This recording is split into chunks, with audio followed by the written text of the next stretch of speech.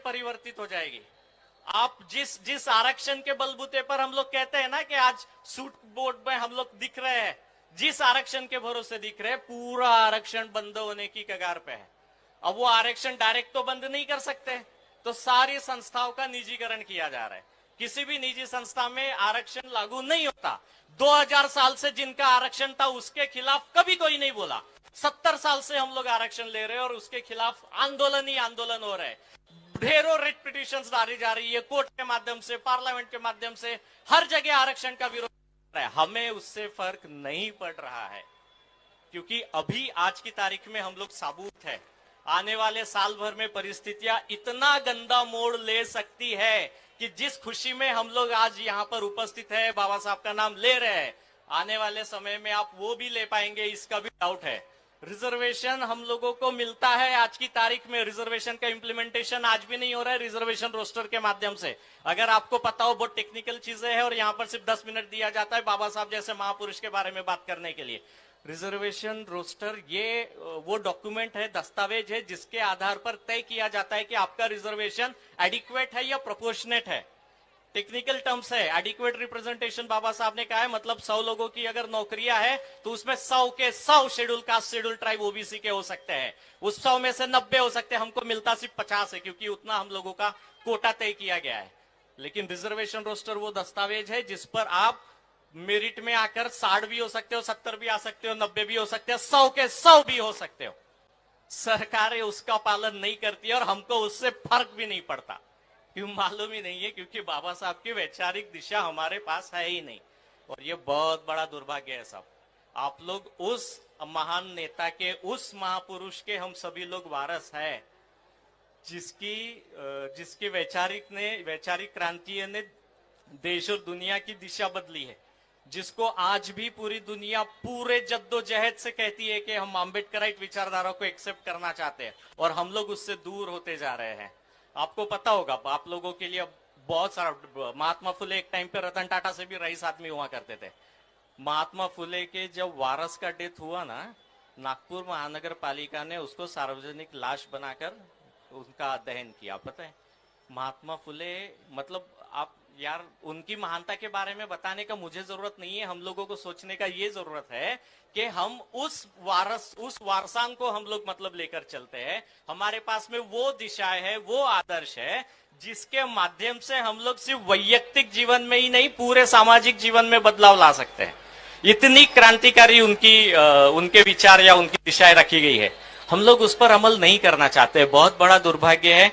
समय है अभी भी, 1 साल हम लोगों के पास में है। अगर यही संख्या हमको मतदान के समय में दिखती है, यही संख्या हमको अगर किसी अन्याय के विरुद्ध लड़ने के लिए अगर कोई आंदोलन करने की जरूरत पड़ी तो वहां पर दिखती है, तो ये दिशाएं बदल सकती है। अनलेस जैसा चल रहा है वैसा चलने दीजिए। आने वाले समय में जब ये SC ST समाज नौकरियों से बाहर हो जाएगा, जब आपको स्कूल में एजुकेशन नहीं मिलेगा, जब आपको आपको पता होगा कि सिर्फ खिचड़ी के नाम पर आपको महानगर पालिका या जिला परिषद के स्कूलों में एजुकेशन मिलता है, एजुकेशन नहीं मिलता। CBSE की स्कूल में NCERT पढ़ाई जाती है, सभी कॉम्पिटिटिव एग्जाम्स में NCERT चलती है। आपके स्टेट बोर्ड की किताबें कहीं नहीं चलती।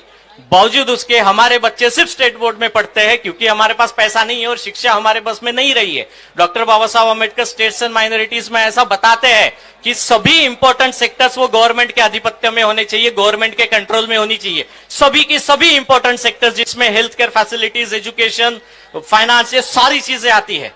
आज एजुकेशन का जिस तरह से बाजारीकरण हो रहा है, ठीक उसी तरह से शिक्षा का, हेल्थ केयर का भी बाजारीकरण हो रहा है। लेकिन ये चीजें अब हमारे हाथ से बाहर होते जा रही है, और जब ये चीजें हम लोगों के हाथ से बाहर हो जाएगी, हम लोग अपने परिवार वालों को, हमारे रिश्तेदारों को मेडिकल में इसलिए डालते हैं क्योंकि प्राइवेट में पढ़ने के लिए पैसा नहीं है। अब उसकी डेथ हो जाए तो मेडिकल में हो जाए, इसके लिए हम लोग मेडिकल में अपने परिवार वालों को डालते हैं। हेल्थ केयर फैसिलिटीज अब हमारे कंट्रोल में नहीं रही। धड़ल्ले से जिस तरह से स्कूलें खोली गई, उसी स्कूलों से धड़ल्ले से हॉस्पिटल्स को ले जा रहे हैं, जिस पर हमारा कंट्रोल नहीं है। और अगर हम लोगों को ये परिस्थितियां बदलनी है तो बाबा साहब के, महात्मा फुले के विचारों का आदमी हम लोगों को संसद में बिठाना पड़ेगा। और ये हमारा दुर्भाग्य है कि हम लोग इस दिशा में काम नहीं करना चाहते। हम लोगों का ये दुर्भाग्य है कि बाबा साहब आंबेडकर के विचारों के 10 लोग एक ही कॉन्स्टिट्यूंसी से खड़े रहेंगे और हम लोग उसमें बार बार विभाजित होते रहेंगे। जैसा अभी मैंने बताया 64% इस सत्ता के विरोध में है, बावजूद उसके 36% वाला राज कर रहा है, क्योंकि हम लोग टुकड़ों में बटे हुए हैं। और जय भीम मित्र मंडल के माध्यम से आप इतनी बड़ी संख्या में एक जगह पर अगर उपस्थित हो सकते हो, तो यही संख्या आप लोग किसी आंदोलन में अगर दिखते हैं, किसी क्रांतिकारी बदलाव में अगर दिखते हैं, तो यकीन मानिए दोस्त, ईमानदारी से यकीन मानिए कि आने वाला कल बाबा साहब आंबेडकर का होगा। आप लोगों ने आज तक 1947 से लेकर 2014 तक आप लोगों ने गांधी जी का भारत देखा है, महसूस किया है, जिया है। 2014 के बाद से लेकर आज की घड़ी तक आप लोग डॉक्टर हेडगेवार और गोलवलकर गुरुजी का भारत देख रहे हैं। अंबेडकर का भारत किधर है भाई? भारत का सबसे बड़ा विद्वान, भारत का जिसने संविधान बनाया, जिसकी कल्पना पर रिजर्व बैंक ऑफ इंडिया खड़ा है, उस अंबेडकर का भारत किधर है? ये हम लोगों की जिम्मेदारियां है कि हम लोगों ने अंबेडकर के भारत को बनाने में अपना योगदान आज तक नहीं दिया। रिजर्वेशन के भरोसे शेड्यूल ट्राइब की 2 पीढ़ियां रिटायर हो गई है, तीसरी पीढ़ी अभी चल रही है। ओबीसी की 1 पीढ़ी रिटायर हुई है, दूसरी पीढ़ी अभी आ रही है। इन लोगों को आंबेडकराइट आंदोलन से कोई फर्क नहीं पड़ता, उनकी नौकरियां लग गई, उनका पेट परिवार सुखी है। लेकिन जो आज भी व्यवस्था के बाहर है, वो भी हम लोगों का ही हिस्सा है। बाबा साहब आंबेडकर कहते हैं की ज्या समाजात आमचे जन्म झालेले त्या समाजाचा उद्धार करणे आमचं परम कर्तव्य आहे, जे असे मानतात ते धन्य आहेत। बाबा साहब आंबेडकर की नजरों में आप हर एक आदमी धन्य बनने का कोशिश करे, जिस समाज में पैदा हुए उस समाज का उद्धार करे और उस समाज को नई दिशा देने का काम करे, उनकी मदद करे, चाहे जिस माध्यम से हो। लेकिन दोस्तों, बहुत गंभीरता से सोचिए, आने वाला समय बहुत मुश्किल है। अगर आप लोग खुद को, आने वाली पीढ़ियों को वाकई साबुत रखना चाहते हैं, वाकई उनकी सुरक्षा करना चाहते हैं, संविधान को बचाने के लिए, संवैधानिक प्रोविजंस को बचाने के लिए आपको आपके लोगों को कहीं ना कहीं व्यवस्था में बिठाना पड़ेगा। और जब तक आप ऐसा नहीं करते हैं, तब तक आने वाला भविष्य ना आपके हाथ में ना हमारे हाथ में।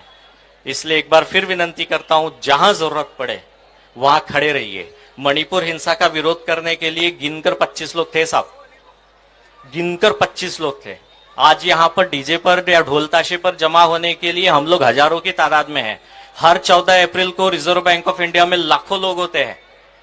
इलेक्शन पे कभी नहीं दिखता। बाबा साहब आंबेडकर के नीले झंडे का प्रचार करने के लिए कोई नहीं दिखता। किसी आंदोलन में सहभागी होने के लिए कोई नहीं दिखता। जरूरी है, आप अगर बाबा साहब की जय जयकार कर रहे हैं तो उसके लिए वर्थ बनिए। हम में वो काबिलियत अंदर से हमें महसूस होना चाहिए कि मैं आंबेडकराइट मूवमेंट में अपना योगदान दे रहा हूं, इसलिए मुझे जय भीम बोलने का हक है। अन्यथा साहब, आवाज हर कोई निकालेगा, हर कोई पैदा होगा, हर कोई मर जाएगा। लेकिन आपको एक आंबेडकराइट लाइफ अगर जीनी है तो बहुत जरूरी है कि आप उस दिशा में काम करें। आंबेडकर को मुंह से बोलने का जरूरत नहीं है साहब, दिल से जीने का जरूरत है। और आप सभी लोग वो जिंदगी जिएंगे, इस बात का मैं पूरा विश्वास रखता हूं। और आप सभी लोग सुने, इसके लिए बहुत बहुत शुक्रिया। बातें हम लोग बहुत कर सकते हैं, घंटों बात कर सकते हैं, लेकिन आप लोग मतलब ये भी बोलेंगे कि भाई आगे वापस डीजे और वापस से डांस शुरू हो तो मजा आ जाए। इसलिए मैं अपने आप को यहाँ पर रोकता हूं और आप सभी लोग मतलब आने वाले आंदोलन में खड़े होंगे और आप सभी लोगों के चेहरे फिर से एक बार झलकेंगे, इस उम्मीद के साथ। जय भीम।